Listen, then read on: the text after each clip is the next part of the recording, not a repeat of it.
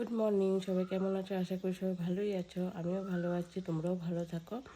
তো আজকে মর্নিং এসে পড়লাম, চাটা নিয়ে খাচ্ছি, দুধ চা খাচ্ছি। ইউজুয়ালি আমি লাল চা খাই, বাট আজকে একটু দুধ চা খেতে ইচ্ছে করছে। তো বিকজ কাটা বিস্কুটের জন্য, কাটা বিস্কুট দিয়ে দুধ চা খেতে অনেক মজা লাগে। তো কামে লেগে যাব।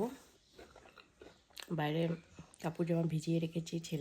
আমার ঘরে বেশি কাপড় বেড়ে আমার ছেলে সকাল বিকাল দুপুর রাত্রে অনেক ড্রেস পরে, বিকজ ও জল দিয়ে খেলতে অনেক ভালোবাসে। গিয়েই বেসিনে যাবে, হাত ধুবে আর গেঞ্জি ভিজিয়ে দেবে, আবার ওকে ড্রেস চেঞ্জ করতে হয়। তো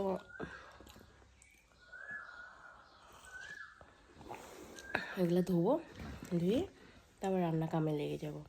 এখন ছেলে চলে গেছে স্কুলে, আমি এখন কাজে লাগবো। ঘর দোয়ার এগুলো সব উলট পুলট আছে, এগুলোকে ঠিক করব। তো চাটা খেয়ে নিই, তো আবার দেখা হবে নেক্সট ব্লগে। গুড মর্নিং এভরিওয়ান, সবাই কেমন আছো? আশা করি সবাই ভালোই আছো। সো আজকে মর্নিং একটা ব্লগ নিয়ে এসে বললাম কী করছি।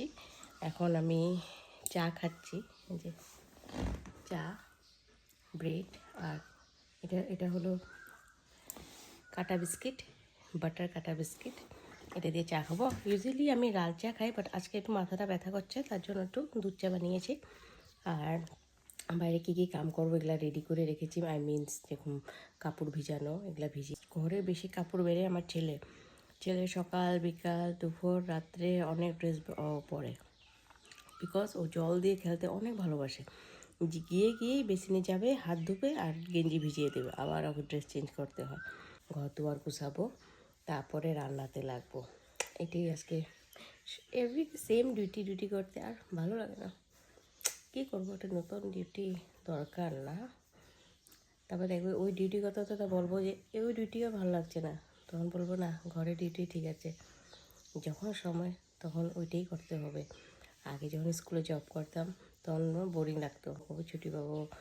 আর এখন যখন ঘরের কাজ করি তখনও ভাবিস কবে একটু রিল্যাক্স হবো, কবে একটু অন্য কাম করবো। এটাই মেয়েদের লাইফ। করতে তো হবে, তো করছি, শুরু করবো আজকের থেকে। দেখো কোয়েলের ডাকছে, কি ভালো লাগছে না? সকাল সকাল কোয়েলের ডাকটা শুনলে অনেক ভালো লেগে যায়। তো চলো আবার আসবো পরের ব্লগ নিয়ে।